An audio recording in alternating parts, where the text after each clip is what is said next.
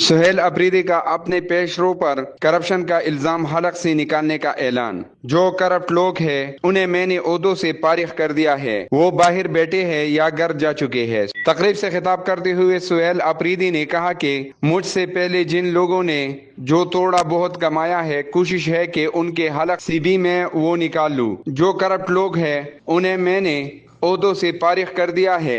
वो बाहर बैठे हैं या घर जा चुके हैं। उन्होंने मजीद कहा कि जब वो करप्ट अनासिर पर हाथ डालते हैं तो उनके चीखे निकलते हैं और उनके बड़े मगरमच्छों के दरवाजे बंद कर दिए गए हैं। छोटे मगरमच्छों के दरवाजे भी बंद किए जाएंगे। अगरचे उन्होंने किसी का नाम नहीं लिया, ताहम उन्होंने अपने पेशरो पर बिलवास्ता वार किया है। सुहेल अफरीदी ने खुद पर किसी भी किस्म के लालच या खौफ से बालातर होने का ऐलान किया और कहा कि मुझे अपने तब्दीली की कोई फिक्र नहीं, ना मुझे कुर्सी का लालच है न पैसे का।